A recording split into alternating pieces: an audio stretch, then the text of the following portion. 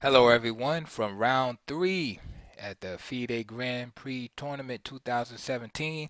The first game that I'm going to look at is between Hikaru Nakamura with the white pieces versus GM Richard Rapport with the black pieces. And this was a pretty exciting game. And I like Richard's games because he plays a lot of unorthodox openings that are popular at amateur levels but not that popular at top level. So it's always interesting to see how the very best grandmasters in the world deal with these type of openings. Now, Nakamura began with D4, C4, D4, D5, C4, Queen's Gambit. And Nakamura's playing last couple of years. He's been playing, it's like he's changed his repertoire around. He's been playing more solidly to accommodate, this new level of elite grandmaster that he has been at. No longer use of or the days of him playing E4 and then E5 and Queen H5 and things like that. He's definitely buckled down, as far as his openings are concerned. Knight C6, and this is what I'm talking about from Richard. This is a rare guest at the top levels, and this is known as the Chigorin defense, a variation, and it's named after I think the first Russian master. Actually credited with that honor, basically, Mikhail Chigorin, and it's not seen that much at top levels at all. I mean, some GMs play it, sporadically, and every now and then, it goes through a little renaissance. In the late 90s, Morozevich was playing it when he was young, in his teenage years and early 20s. He has a couple of nice games with it, and I suggest you check those out to see, how he tried to infuse some new ideas into the black side. Vasily Smyslov, he dabbled with it, and actually, he played it in I think one of his candidates matches. I can't remember.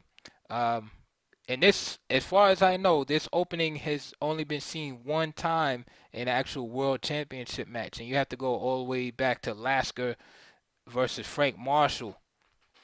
And actually, Lasker had the black pieces in that game, and actually Lasker wound up winning. So it is definitely a rare guest. What's the problem with it, or what's the consensus? A reason why you don't see it is, well, normally uh, in the Queen's pawn games, you don't want to block this C pawn, right? The C pawn is often needed to bolster the center, the central outpost at D5.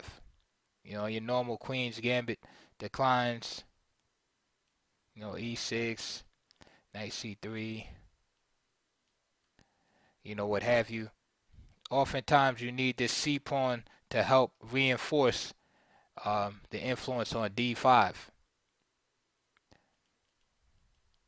Of course, in your Slav defense, you go there right away.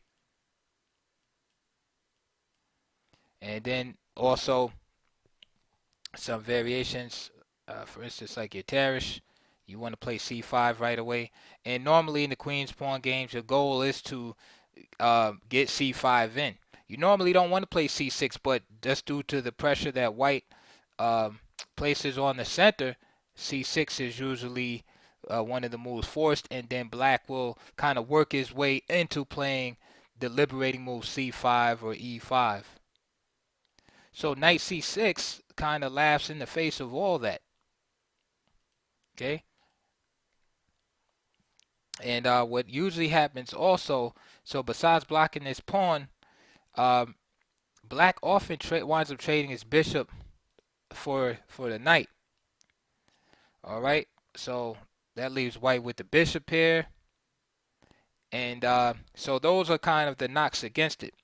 Now, what are the positives for black? Well, black gets to develop quickly, right? He's bringing this piece. He's bringing the piece out right into the center, affecting these squares quickly. If he could move again, if black could move again, second time in a row, he could take this pawn, right? and then attack this D pawn. He also he would like to be able to play E5 quickly. So in exchange for those deficits that I just mentioned, black develops quickly, and this may bring him and that's a big may or a big if, this may bring him the initiative or attacking chances. All right. So now throughout the throughout the years of practice, there have been many different um, ways to deal with this. I think one of the problems is this kind of reminds me of the Scandinavian in a way, is that although black gets his pieces out early, is that he winds up not having a strong foothold in the center, and white's pawns usually can wind up driving black's pieces out of the center. So just real quick, there's Nakamura played knight f3, which is one of the main lines. Okay, but know also that knight c3 can be played. C takes d5 right away, and I'll just give you the quick rundown on these other lines. So for instance, knight c3, and I'll just give a quick example. Knight c3, d takes c4 with the threat here, knight f3, knight f6, e4. Again, these are just sample, again with this pressure here, and notice the piece play. But white has these pawns in the center, which if left unchecked can be used to drive away the black pieces off their posts.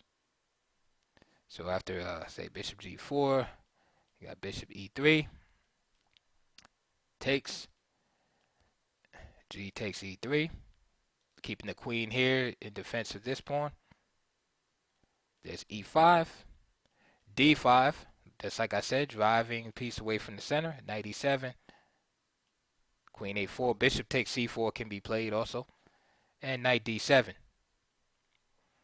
Okay, and this game was from 1986, from a player named Lichterink versus Halderson in Reykjavik 1986, where the powerful move d6, powerful pawn sacrifice d6 was played.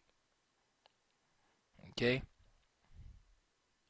and that just gives you a brief rundown how I tell you that black can run into the problems against his pawn center. So he gets his pieces out early, but not having a pawn presence in the center leaves these more valuable pieces vulnerable, because as the pawns advance, you don't want to give up the knight for the pawn or what have you.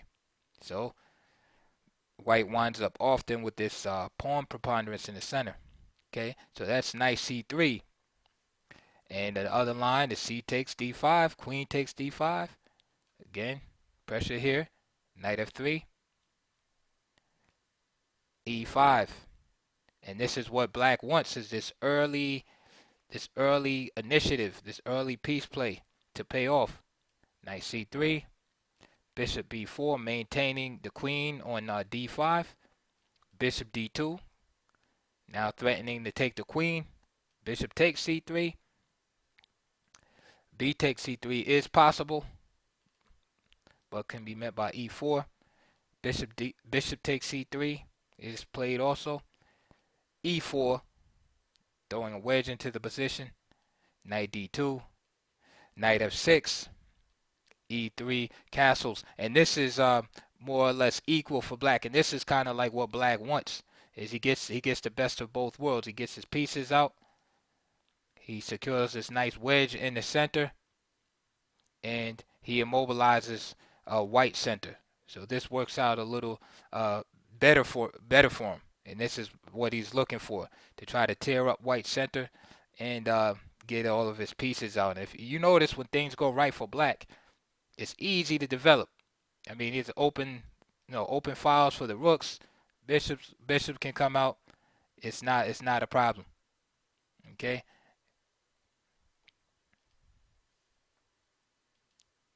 Okay, so back to the game. We saw what perhaps is the most common line. Knight c6 is knight f3. Oh, real briefly, I just want to show you one more game. That's why I showed you the C takes D5 line, because there's a semi-famous game in this line, and I'm gonna run through it real quick. It's between Gary Kasparov and Vasily Ivanchuk with the black pieces, and this game's from 1995. And in this game, Ivanchuk essayed the Chigorins defense, and Kasparov took right away. Okay, so he just decided to clear up uh, the center. Okay, define it. So queen takes d5 was played, and instead of knight f3 here, Kasparov played e3. Okay, so he protects the d4 pawn, and he has this threat of knight c3, of course. e5, knight c3, bishop b4, bishop d2, bishop takes c3. Kasparov kept the pawns intact and played b takes c3. Queen d6, this is all theory, and queen d6 anticipates the move c4, hitting the queen. So he just kind of moves ahead of time, because there's an old game actually with Vasily Smyslov with the black pieces where I can't remember all of it offhand, but he kept this queen here, and I'm not sure if he played knight f6 here. I think he might have played like a regular move like that, knight f6 or knight d7, e7, I can't remember, but then c4 came with tempo against the queen, d6 and d5, driving the pieces back. So after that game, players started just playing the preemptive queen d6. Kasparov continued bishop d3, knight f6, and f3. Very powerful move controlling the e4 square. And remember, I showed you in that c takes d5 line the move e4 where black was able to establish that wedge in the position. You see? So this is how theory evolves. That was found to be effective, that idea, and we see Kasparov playing this move f3. Castle, knight e2. So we see that although black has this free piece play, white's center is kind of just waiting and filled with dynamic tension, waiting to explode at the right time. And all Kasparov is doing is just simply developing behind the center and then waiting for the right moment to push it forward. Ivanchuk played bishop e6, castle, rook a d8, completing his development. Kasparov played queen c1. He's guarding this square right here from this infiltration. Queen c1. Knight d7 from Ivanchuk. And in some cases preparing this move f5. And the idea of knight b6 and coming to this square c4, where in conjunction with the bishop has great influence. Bishop e1. All right, going to this diagonal over here. Queen e7, protecting against h4. And now queen b1, and you have this double attack. And keep that in mind, because you'll see that in the game. Okay. Knight b6. Bishop takes h7. King h8. Bishop d3. Knight a5. So black has basically sacrificed a pawn for piece activity, which is a common theme in the Chigorins. Now it's time for Kasparov to move his center. He plays e4, because notice there's not a lot of pressure on d4 after the knights have been moved to the flanks. And this is what often happens, is due to the pawn presence. The pieces wind up getting driven from their ideal outpost that they established at the beginning of the game. So after e4, knight a c4, F4, destroying the putting a lot of pressure on the white center. F6, Ivanchuk wants to keep that presence on E5. Kasparov just simply goes F5, and it starts getting deadly because you have this open H file here. All right, so this starts looking like a plan, getting the pieces over. Bishop goes back. There it is, rook F3, king G8, rook H3, E takes D4, C takes D4, C5, and now finally there's that C5 break, but it's a little too late. Kasparov simply bypasses that move with D5. Now, E5 perhaps is even stronger here. If he plays this move, then you just play E6, Bishop E8, and you see the lineup right here. You just play that, and you'll just be winning. So Kasparov went on to win that game in spectacular fashion in 28 moves. But I just wanted to show you that so you just get a quick idea of what each side is trying to do in the Chigorins, and perhaps you can see it. I might do a separate video on Grandmasters versus the Chigorins, but you can get an idea of kind of the troubles that you face with black. Like, it looks good at the beginning because you are getting this rapid piece play, but then it's kind of like the center of white eventually is too strong and just begins to just present too much of a problem for black to deal with. Now let's fast forward to 2017. Wow, in this game. So Nakamura is playing Richard Rapport, and he plays the main line. Knight F3 and Bishop G4. Okay. C takes D5. Bishop takes F3. And G takes F3. Just note that this is good for black. And when I say good, not that he's better, but it just equalizes. As he preserves his bishop here, even though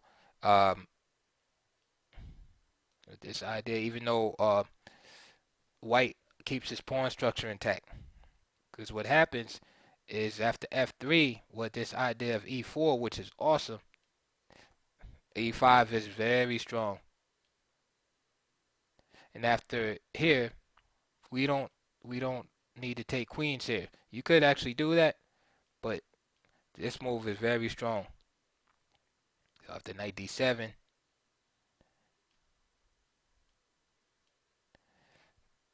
E4, and then just simply Bishop B4 is very strong, and black is just fine.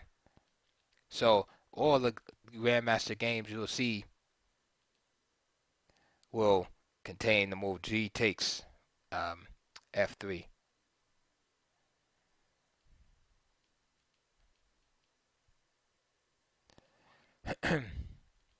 Okay, so after knight F3, Bishop G4, C takes D5. Another move, instead of C takes D5, another move that was, I think, in the game, Portish Smyslov. Again, I'm just going off memory, but Queen A4 was tried also, and black was just fine.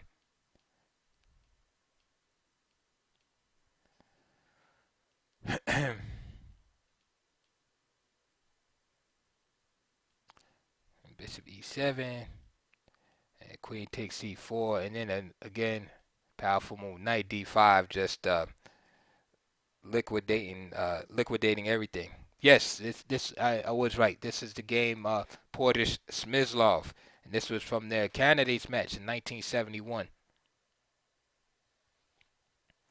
And of course, after Bishop takes, see e7. There was really nothing to worry about. And that game was the game was drawn. So you didn't see queen a4 after that. This, however, c takes d5, knight f3 and c takes d5 continues to give black difficulties. So bishop takes f3 was played, which is your main continuation, followed by g takes f3. Queen d5, there's a piece play, and the threat to the d pawn, which has to be addressed immediately. Of course, knight c3 cannot be played because the pawn will be captured. So e3 is played. e5. Sometimes e6 is played with the same idea, and that's to bring this bishop to b4 after knight comes to c3. The e5 putting the pressure on the center. Knight c3. Bishop b4. Bishop d2. Bishop takes. B takes. Again, the bishop can be used there, but some players like to keep the pawns intact. And notice white has this huge center. And as I always talk about central pawns, is that it's all about the mobility. If the central pawns are mobile and flexible and they're healthy, a very, very strong asset to the player that holds them. If they become hindered and restrained or bogged down for any reason, then they become a big liability. So black strategy in giving up, such a large pawn preponderance is to argue that these pawns are a liability and to prove it to white. And white is going to say, hey, I'm going to steamroll you and force your pieces out of the center. And I'm going to cramp you and destroy you. So looking at this position, let's analyze it just briefly. So in exchange for, damaging his pawn structure a little, white has moved the G pawn to the F file and gives him nice control over E4. He also has open G file to put a rook, open B file to put a rook. So that lets you know right offhand that castling can be kind of problematic for black because both sides have open files. White also has the two bishops, okay, which are not really effective right now because of the, all of the, pawns in the way. But as the game, goes on, they can become very effective, as we all know. All right. Black, on the other hand, has beautiful pawn structure. Again, he has, easy development for his pieces. Knight f6. He can castle, put the rooks on the E and D file, so there's no question as far as really where the pieces go. The problem is that this center has to be stopped from moving somehow, because what's going to happen is that beautiful piece placement will become retarded as those pawns advance. So this is going to be, the basic conflict in ideology going forward. Queen d7, again with the same idea that I showed you a few minutes ago, anticipating this move c4 hitting the queen followed by d5. So sometimes the queen will go to d6, sometimes it'll go to d7, and sometimes black will trade a pawn first and then move. Okay, so Rapport plays queen d7, rook b1, obvious move, right? Bring the rook to an open file with a threat, can't beat that. Castle, so this is dangerous in its own right. Castling, open file, but this is the type of player Rapport is if you've been following his games for some time. Takes willing to take chances. Bishop g2, and Nakamura's plan is real simple. He's just using the geometry of the chessboard to coordinate his pieces. Putting the bishop there, g2. Wants to put the rook there, line everything up. Throw the queen here on b3. It's really not that hard. So that's what he does. He plays bishop g2 there. Okay. Knight g e7. Now here's a critical point right here, and I'm sure Report either prepared this or just thought of it overboard, because now um, it's kind of a pawn sacrifice here, because now white has the opportunity to attack b7 and f7 at the same time, and that's the reason why I showed you that Kasparov-Ivanchuk game. It's the same concept. So if you didn't want to sacrifice that pawn, he could have went for a move like f5 here, perhaps clearing that, and then say after queen b3, then play b6. So this is an alternative.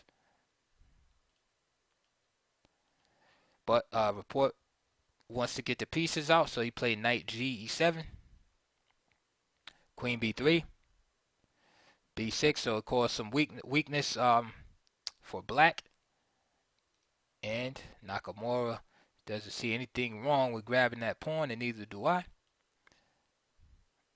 Okay, and queen c4. So we see that black has full development. Okay, but the position is still relatively closed. Therefore, his lead in development doesn't really mean anything, because those pawns right now serve as a great defensive bulwark for white. So all of that development, all of that piece activity that black seems to have is really, for naught at this moment. But he has to make something happen, or he'll just speed down a pawn. White will just consolidate.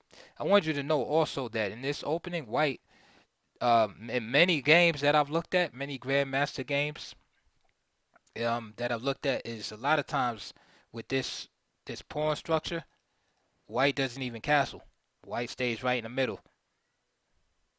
Okay. King b8. Nakamura decides to castle. He didn't have to, but he decided to castle. g5. Again, this is all about what I said earlier. Is black's arguing, and he wants to argue that these pawns are a liability to white. So g5 serves to fix the pawns from going forward. Remember too, in that Kasparov-Ivanchuk game, Kasparov was able to play this move f4, undermining this e pawn. So g5, again, learning from the past games of the Masters, g5 has that in mind, not only expanding and just gaining space on the king side, but trying to demobilize the white pawns. Report knows that Nakamura wants to play this move eventually. Rook b5. Okay, he wants to bring this rook over to open file, because this rook is not really doing nothing here now.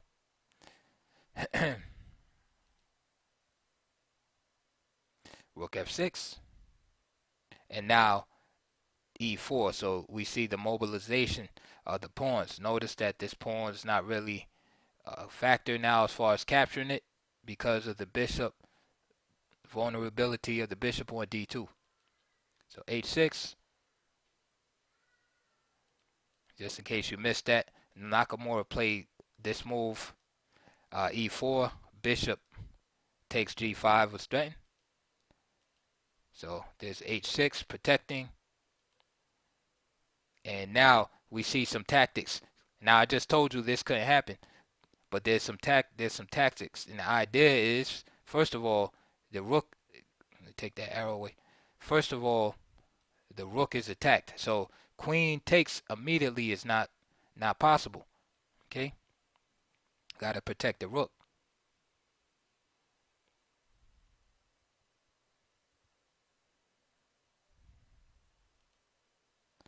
Knight a5 is played. Let me just show you.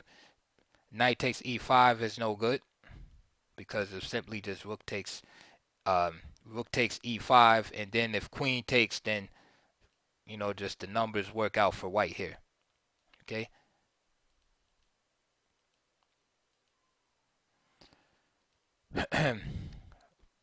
Richard plays knight a5. Now, This is a good move. This was probably the best move he had. Rook takes a5 does not work here. Now, of course, if he plays e takes f6, then just simply,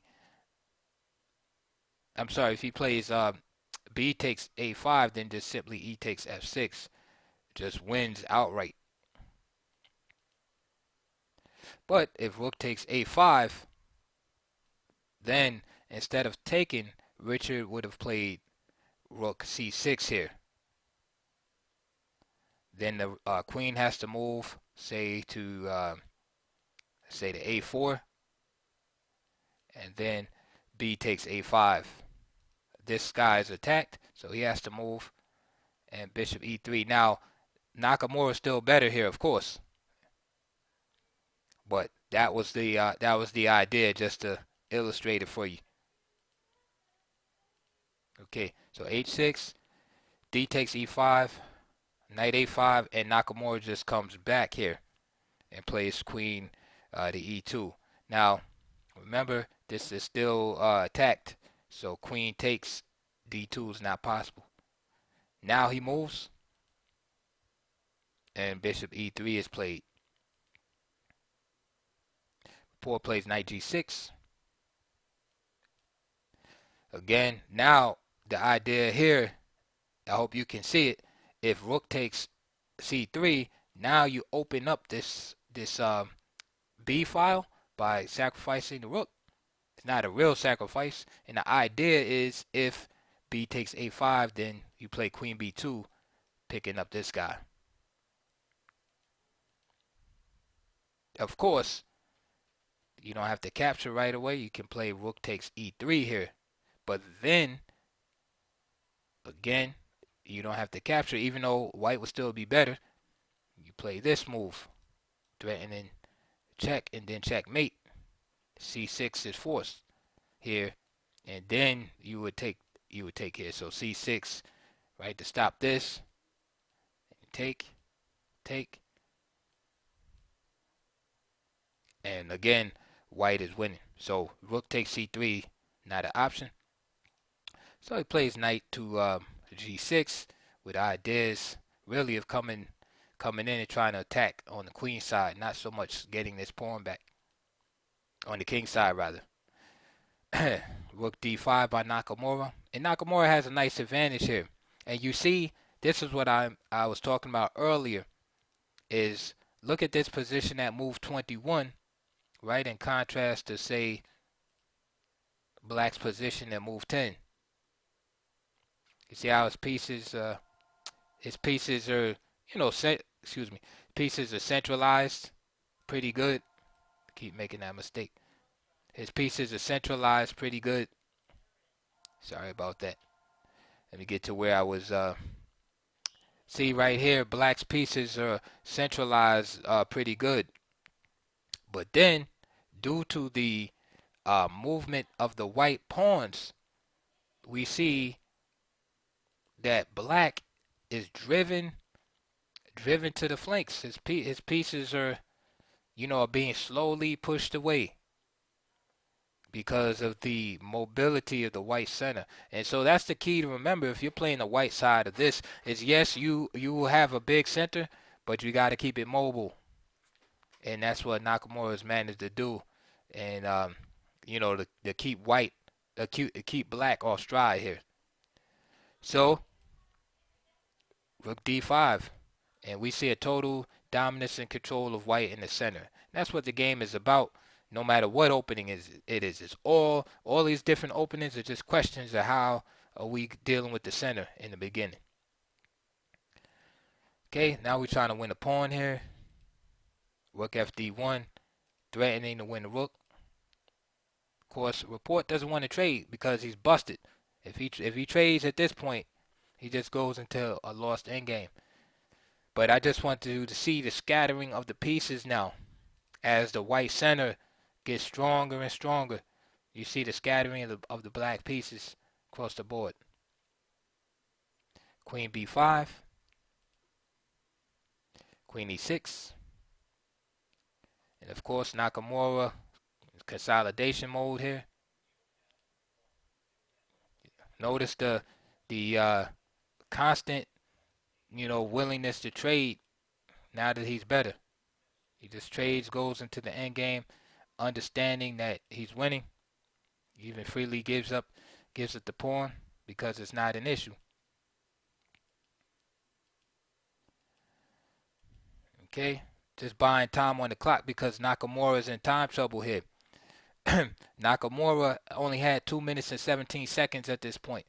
Rapport had 37, almost 38 minutes. And notice how um, Nakamura didn't go for the 3-4 repetition. He just bought some time on the clock, bought some moves, trying to get closer to time control. And that shows you what kind of player Nakamura is. He didn't get scared. He said, "Listen, I have an advantage. I'm going to try to win this game." He could at least because Rapport would have definitely took the draw. So he throws that in between move in there, Bishop D4, and now he begins checking again with the same idea. He's just buying time. See, now he's at move 37, and then he plays Bishop E6, attacking this knight right here. So Bishop B5, there's a check again. Bishop E8, so now he attacks this piece. Not giving black the time to pick up that pawn as of yet. Knight F4, and now it gets kind of dangerous. Nakamura's taking some chances, but it starts getting very dangerous here as that time pressure is taking its toll, and black has some counter chances due to the piece activity. Pieces start migrating back to the center. H4, and now Richard plays knight D2 with this threat. With this threat, knight F3 check.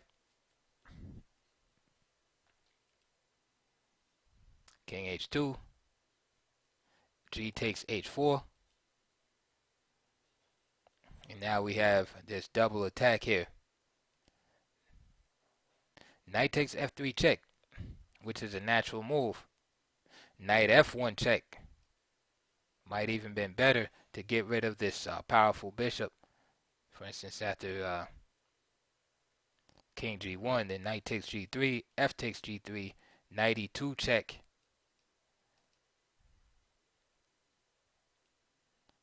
King G2,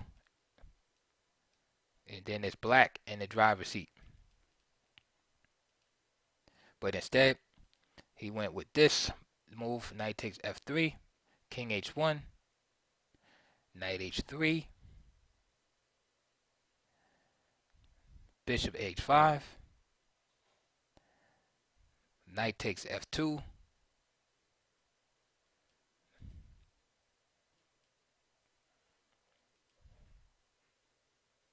it's an interesting move. If King G2 here, then he would have tried to hang on a little more with Knight H1, and then if Bishop H5 and H3, so he start getting a little tricky here.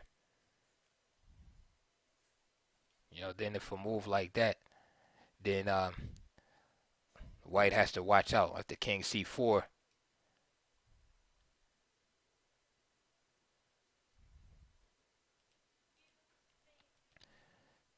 Okay, so time control had been reached. This is move 44.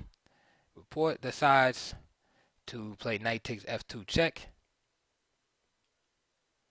And bishop takes F2. This is a bold move because Nakamura probably could have just played King G2 here. Knight takes, and then here. Maybe been a little bit better, but after this continuation, which again is completely natural, bishop takes F2, rook takes rook takes A2. Then Richard is hoping to mate right here on the second rank, of course, with this bishop were to move. His bishop is hanging too. He simply just snaps that off. Rook takes F2.